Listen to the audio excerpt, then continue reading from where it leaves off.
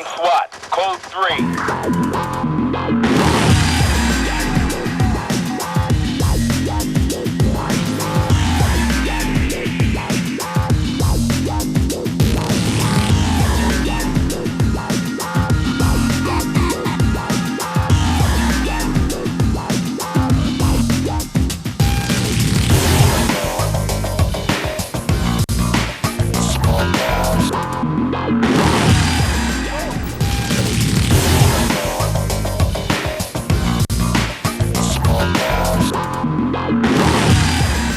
The police force. This used to be an institution that was respected, revered, and admired. Hindi lahat ng pulis ay gumagaling. Hindi naman namin naibibigay lahat ng mga bagay kailangan. Kung malaman nila ang ganito nangyari sa amin, sabi ng ibang pulisano, sir, dito kasi nagkipunin. Tsaka sila tatawag ng pulis. Tama ang gagawin ng pulis. Focus sa patag. Na kung sino lang ang dapat pumasok sa loob ng police line pag may crime incident.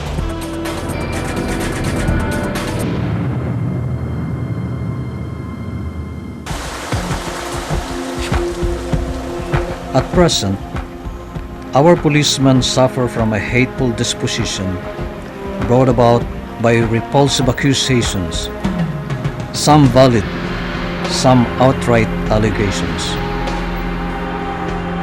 Sa bawat krimen sila ang bida o kontrabida. Pagsaka ng sisi sa lumalaganap na kriminalidad sa ating lipunan. Palpak nga ba ang ating mga pulis o biktima din sila tulad ng mga taong hindi nakakatanggap ng hustisya sa ating lipunan? Feeling mo, walang pwedeng tumulong sa'yo. Samantalang, alang-alam ko yung pagbabayad ko ng taxes. Kumbaga, sumusweldo yung mga pulis na yan dahil din sa mga mamamayan Pilipino. Tapos wala ka namang makuha sa kanila na tulong. So parang siguro hindi na ako magtataka kung bakit.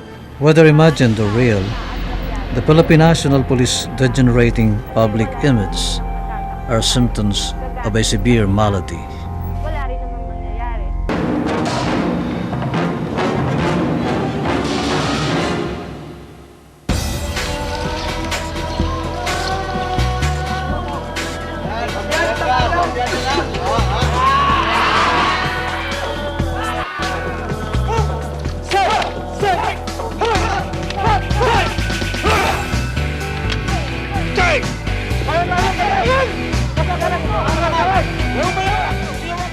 But we refuse to fade into the night.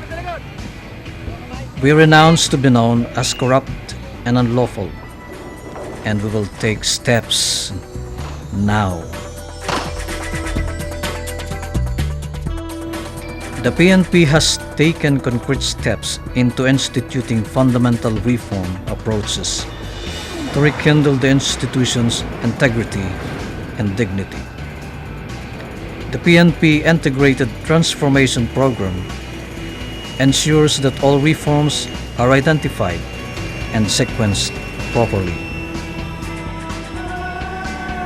It identifies initiatives to be undertaken in order to achieve the PNP vision and its contribution to the fulfillment of its goals.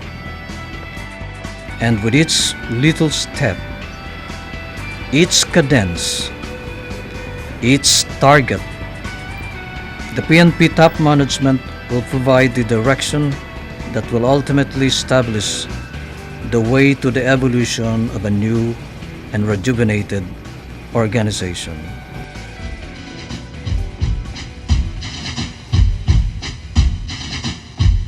With this transformation program, we call upon all men and women of the Philippine National Police to do even better in the years ahead.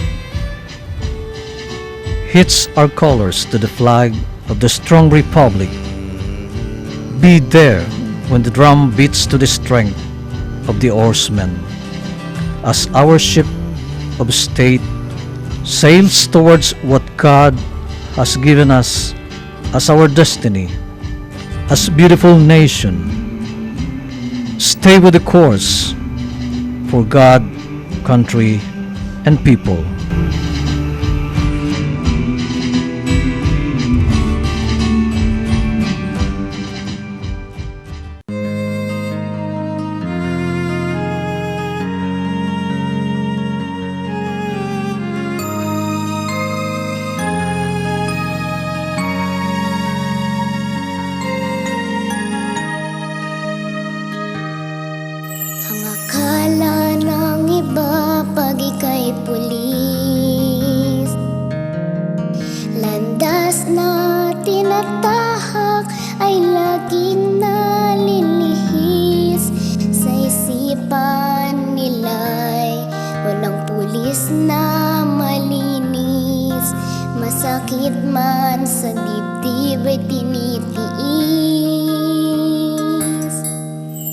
Ang sabi ni Itay, huwag kong pansinin.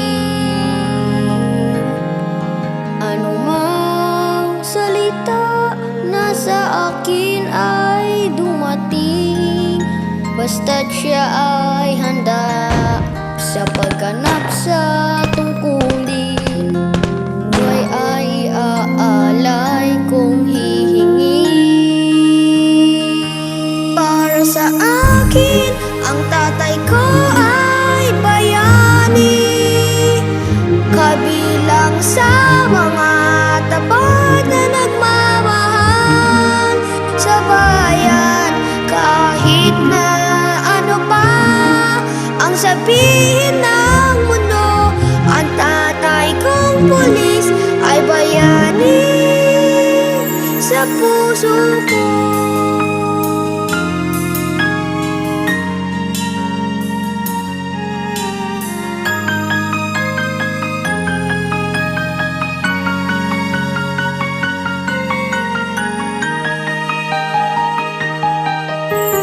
Taas noo ko siyang itatangi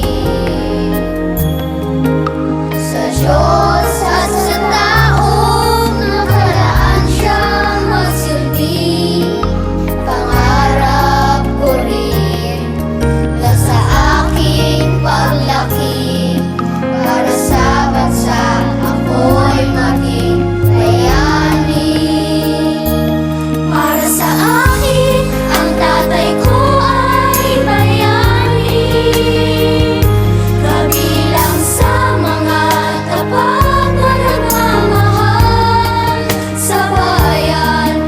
Kahit na ano pa ang sabihin ng mundo, ang tatay kong pulis ay bayani sa puso ko. Sa puso ko. Para sa akin, ang tatay ko ay bayani, kabilang sa mga tapat na nagmamahal sa bayan. Kahit na ano pa ang sabihin ng mundo, ang tatay kong pulis ay bayani sa puso ko.